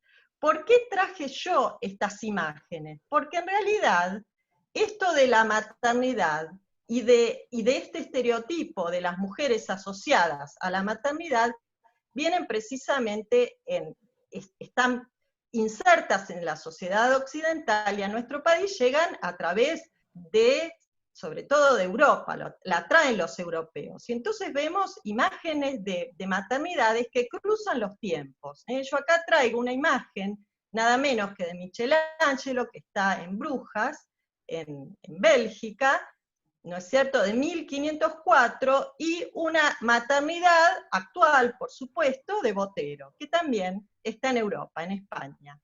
Entonces, siguiente, por favor. Y vamos a ver ahora, siguiente. A ver. Ahí está. Vamos a ver la cantidad de imágenes de maternidades y de madres que podemos ver en una ciudad como Buenos Aires, en las plazas, en los parques. Van a ver ustedes, está lleno de imágenes. Miren, esta fotografía la tomé yo, la madre de Luis Perlotti. Perlotti tiene varias maternidades, y no solamente cuando estamos paseando por las plazas, sino caminando por el subte. Si ustedes ven allí, cuáles son las placas, ¿no? La más bella flor en el jardín de la vida, la madre, siempre la madre. Ustedes saben que las estatuas de las madres constituyen en nuestro país la mayor cantidad de homenajes que se hacen, incluso más que las del general San Martín, que es digamos, el héroe, el prócer nuestro, que tiene mayor cantidad de estatuas. Siguiente, por favor, vamos a ver que no solamente en Buenos Aires, en 1874 se funda nada menos que la ciudad de Mar del Plata. El ícono, la estatua icónica, ahí tenemos al lobo marino marplatense, y es una ciudad que estamos extrañando algunos de nosotros, que nos gusta, y no podemos ir con la cuarentena, y Mar del Plata es el lugar que tradicionalmente se erigió como la ciudad balnearia. Entonces, cuando los porteños y muchas personas del interior vamos a veranear, ¿con qué imágenes nos encontramos también en Mar del Plata? Siguiente.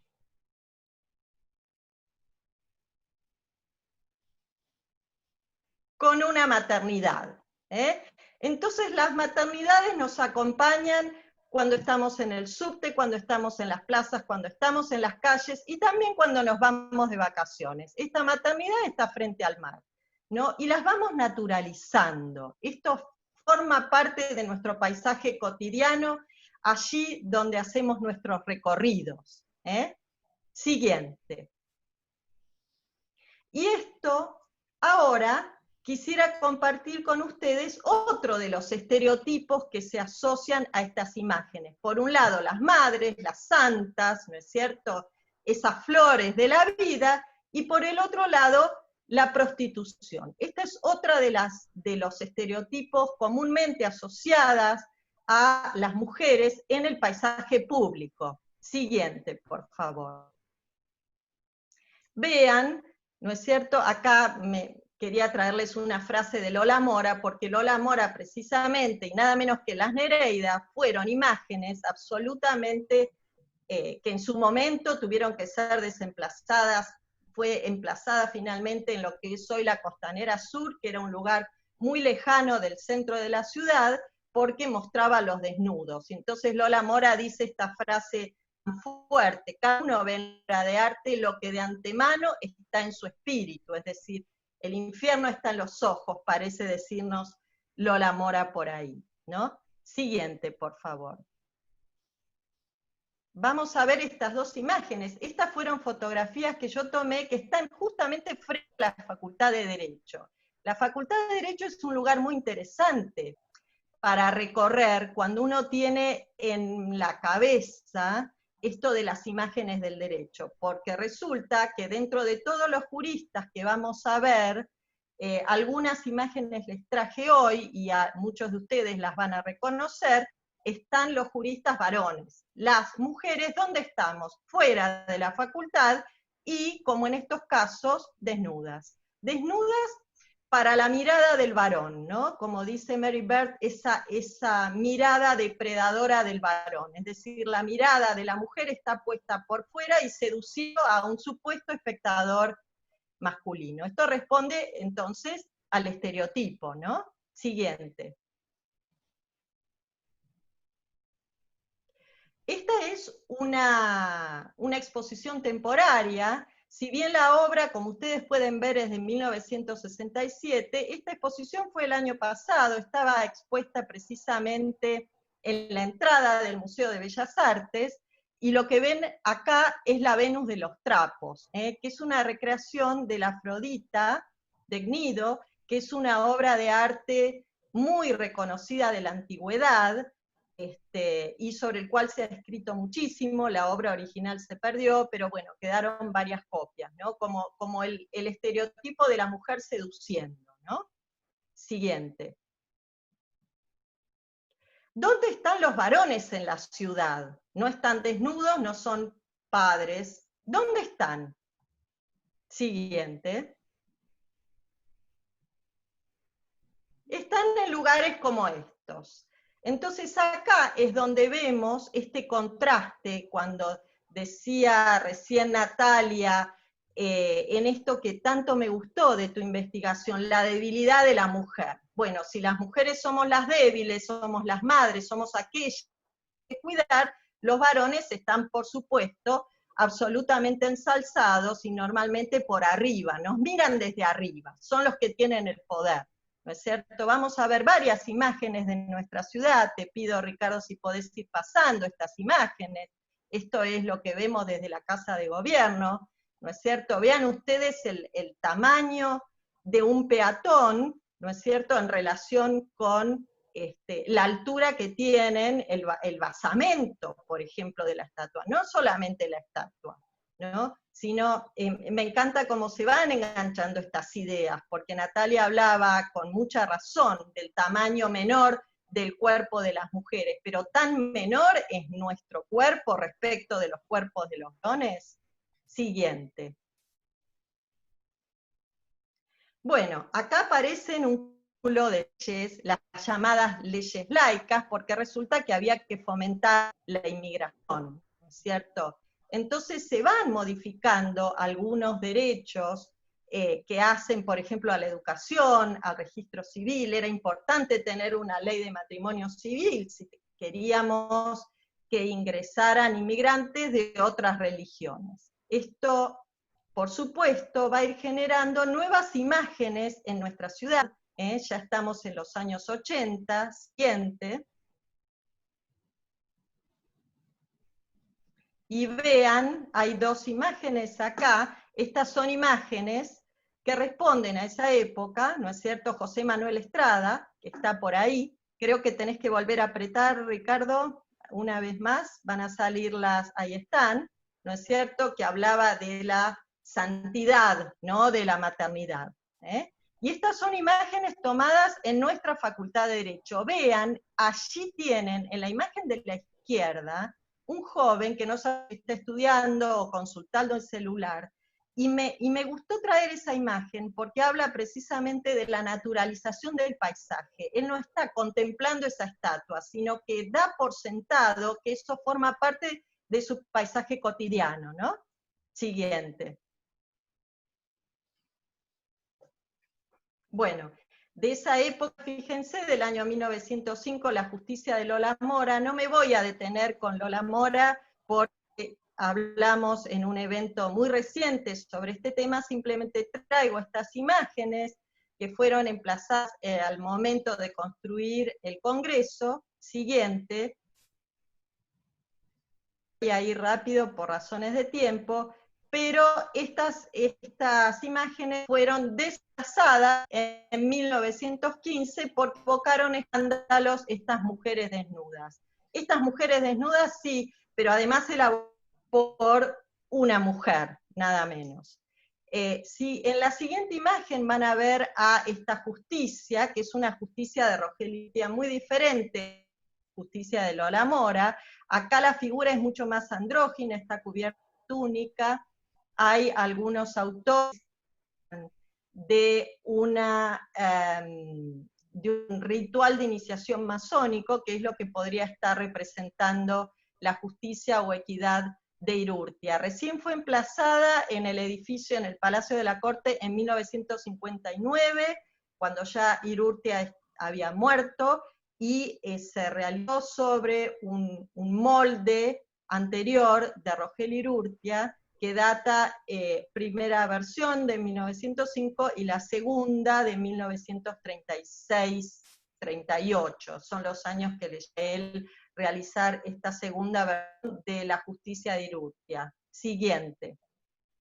Voy a ir rápido porque, bueno, esta fue dada en el cementerio de Olivos. Otra vez les contaré, o en el curso, digamos, parte de esta historia, porque interesantísima la historia de esta imagen. Siguiente. En la siguiente ustedes van a ver esta ley en la que no me voy a detener porque habló también Claudia hace un ratito acerca de la ley 11357 del año 1926, una ampliación de los derechos civiles de la mujer. Y sin embargo, en 1903 hay un golpe de Estado. Y entonces vean ¿qué ocurrió? Se aguda el discurso antidemocrático. Y esto se refleja muy bien, pero muy bien, en el paisaje de la ciudad. Vean lo que empezamos a construir en 1900, empezamos y terminamos a construir en 1936. Nada menos que el símbolo fálico por excelencia de nuestra ciudad de Buenos Aires, un símbolo del poder absoluto, del panóptico, si quieren, ¿no? El obelisco, nada menos, que tiene estas 4 ventanas famosas que nadie sabe lo que hay allí, pero que se supone que todo lo observan, ¿no? Siguiente. Bueno, luego, gobierno de Perón, primero y segundo gobierno de Perón, estas leyes, nada menos que la ley del femenino, la reforma de la Constitución de 1949, los derechos de la familia, es una de las normas que aparecen importantes, igualdad de los cónyuges que se garantizan, y 1954, primera ley de divorcio vincular, que como sabemos no duró mucho tiempo. Siguiente, por favor. Bueno, caída del gobierno de Perón, 1955, estas imágenes que estaban en la Fundación Eva Perón, acá hay una especialmente que está señalada, no sé si ustedes llegan a verla allí, que es esta imagen de la justicia social que se ve en la próxima filmina. Siguiente. Ahí está la justicia social, y que junto con todas las imágenes que veíamos recién, el frontispicio, allí están perfectamente, en el año 1955 fueron desemplazadas y destruidas. Muchas de estas imágenes se perdieron directamente, y ahí vemos una justicia social que es una mujer, de Leone Tomassi. Siguiente, por favor. Aquí está nuestra Facultad de Derecho, siguiente, y como vemos, de esa misma época, 1953, grupo escultórico que está emplazado en nuestra facultad, de Carlos de la Cárcova y Roberto Capurro, del año 1953. ¿Por qué? Porque es la época en la que se construyen estos edificios de estilo neofascista. Siguiente, por favor. Acá aparece ya la década del 60, la época del Women's Lib, ¿no es cierto? Y vean cómo esto se refleja en algunas normas, por ejemplo, muy importante, en el año 68, la ley 17711, y ahí sí aparece la capacidad para la mujer, más allá de su estado civil, y la ley del nombre, que deroga la obligación de la mujer de utilizar el apellido de casada. Estas leyes datan de esa misma época, hasta el año 76, dictadura cívico-militar. ¿Qué ocurre en el 76? Yo traigo para ilustrar esta época una obra que es muy conmovedora, que es el retrato de Pablo Míguez, que está hecha por Claudia Fontes, no sé si se llega a ver ahí en la filmina, ahí está. A mí me gustó muchísimo esta obra. Quiero contarles que Pablo Míguez es uno de los desaparecidos más jóvenes. Él tenía 14 años cuando fue desaparecido y luego muerto en esa época. Y Claudia Fontes realiza, esta imagen está emplazada actualmente junto al Parque de la Memoria, que está ahí sobre el Río de la Plata. Claudia Fontes gana un concurso porque ella dice que para hacer esta imagen ella se siente, identificada, muy identificada con la historia de Míguez, porque ella tendría la misma edad que Pablo Míguez si viviera, ¿no? Y para realizar estas imágenes que están sobre el Río de la Plata, que precisamente es el lugar al cual llegan los vuelos de la muerte, donde están realmente los cuerpos de los detenidos y desaparecidos de esa terrible época de nuestra historia, y Pablo Míguez está mirando de espaldas, él está de espaldas al río, ¿no? Porque es esa imagen borrosa que nunca se va a ver desde la tierra, ¿no? Está denotando ese estado, está sobre el agua, no está vivo ni está muerto, ¿no? Está desaparecido. Me gustó muchísimo esta historia. Ese era Pablo Míguez cuando vivía, y esta terrible historia de este chico de 14 años, y esta sensibilidad de esta artista. Para ilustrar las imágenes de las obras plásticas de la vuelta a la democracia en nuestro país en el año 83, nada menos que el Partenón de los Libros Prohibidos, que es una instalación de Marta Minujín. Hace poco escribí un artículo sobre esto, fue justamente diciembre del 83, fue armada este Partenón como símbolo de la democracia, dice Marta Minujín, y fue armado totalmente con libros que habían estado prohibidos en la dictadura, en la época de la dictadura. Ella va directamente a los editores a pedirles que le faciliten los libros. Los libros fueron todos fueron libros donados por estos editores, y como anécdota les cuento que esta semana se cumplieron 40 años de la tristemente famosa quema de libros de Sarandí. 40 años de esta quema de libros. Siguiente imagen, por favor.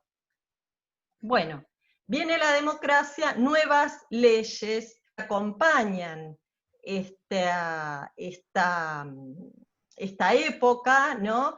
La patria potestad compartida, la ley de divorcio vincular, la ley de cupo femenino, siguiente, porque me estoy explayando demasiado y quiero llegar, y vuelve Lola Mora, fíjense, ¿no es cierto? La ley de cupos habilitando la presencia de las mujeres y fomentando la presencia de las mujeres en el ámbito en este caso de la política, y más concretamente los cargos electivos. Vuelve en el año 2014 la justicia Lola Mora a su lugar originario, más de 100 años después. La década del 2000, la famosa década de los derechos sexuales, reproductivos y no reproductivos, como dicen algunas autoras, no se trata únicamente de derechos reproductivos, sino también y sobre todo del derecho a la no reproducción. Siguiente imagen. Y la flor, precisamente acompañando, inaugurando esa década de estos derechos sexuales, precisamente la flor que está, la floral y genérica de Eduardo Catalano, junto a nuestra Facultad de Derecho. Doctora, le aviso que ya habló más de media hora.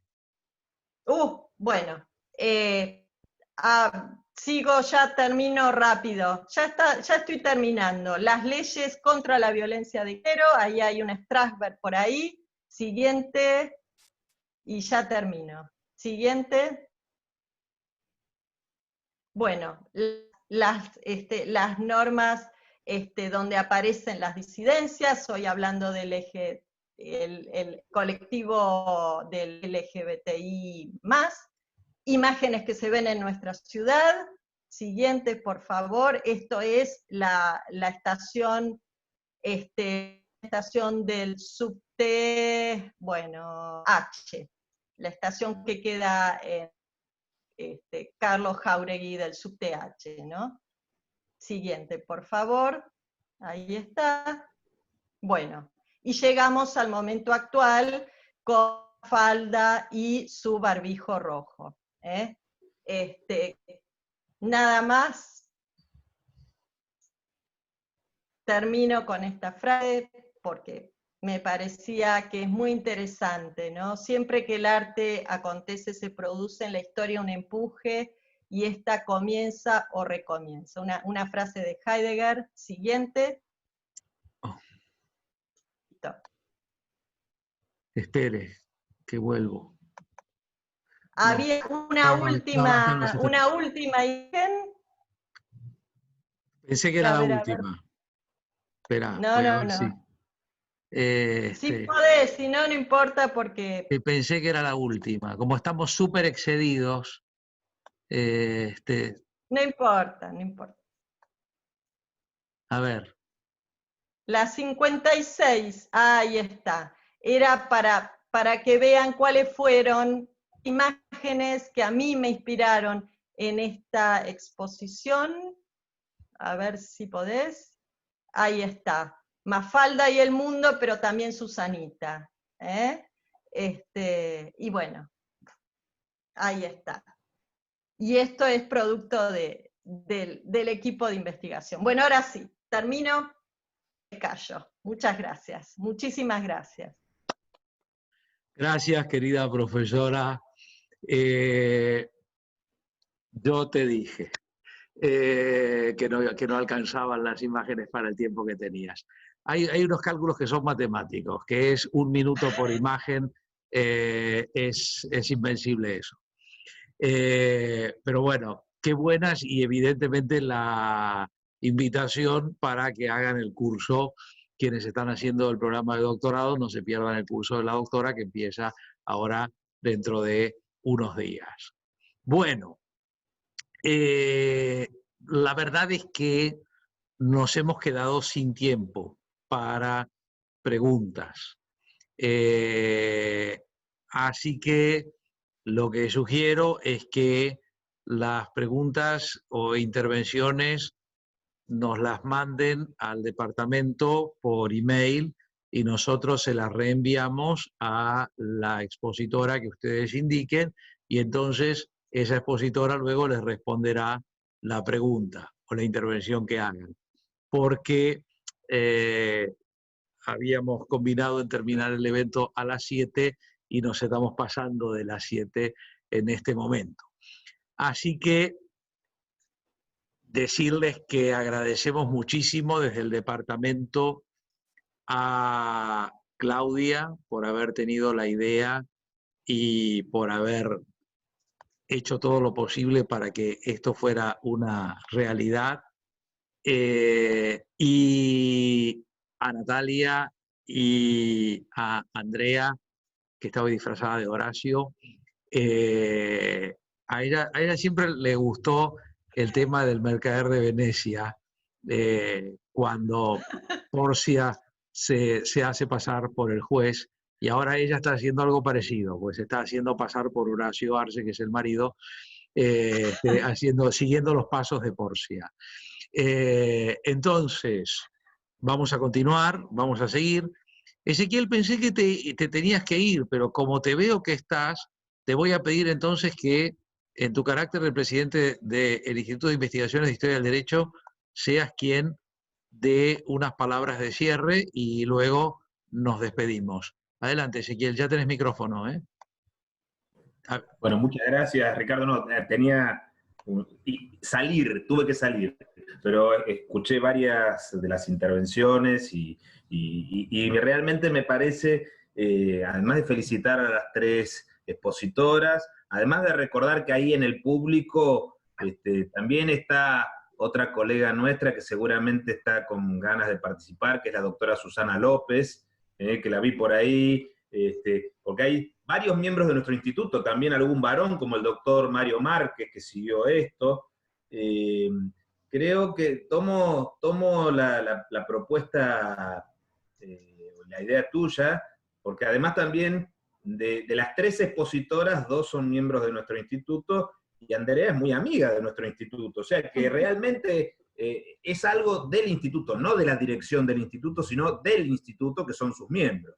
Entonces creo que tenemos que, de paso aprovecho, te cuento a vos, algo que tal vez alguna vez hablamos y le cuento a la audiencia, estamos con muchas ganas de lanzar grupos de trabajo que sean de miembros del instituto y también de gente que se acerca. Hay algunos ya que dirige Emiliano Buis. Así que esta es la posibilidad de establecer un grupo de trabajo sobre mujer y derecho, o en la historia, o alguna cosa por el estilo, que creo que también, de paso me atrevo, esta oportunidad que me da Ricardo, a pensar en una distinción, porque creo que una cosa es el protagonismo femenino y otra es el registro del protagonismo femenino. Creo que la mirada reducida y reductora obedece no tanto a un protagonismo limitado, sino que quienes registraron el protagonismo lo registraron cercenándolo. Y por supuesto esto requiere el despliegue de unas habilidades y destrezas para poder saber leer en las de esa operación de silenciamiento.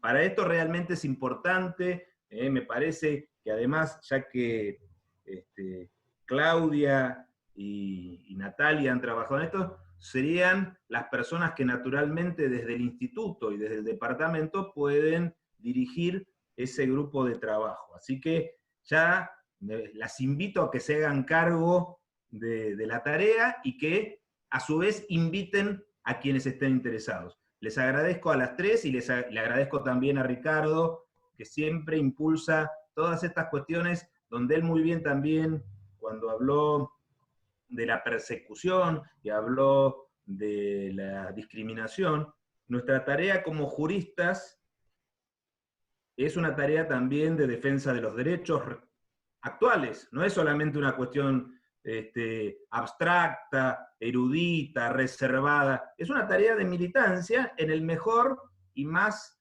enaltecido sentido del término. Muchas gracias por habernos ilustrado de esta manera tan entusiasmante y tan generosa.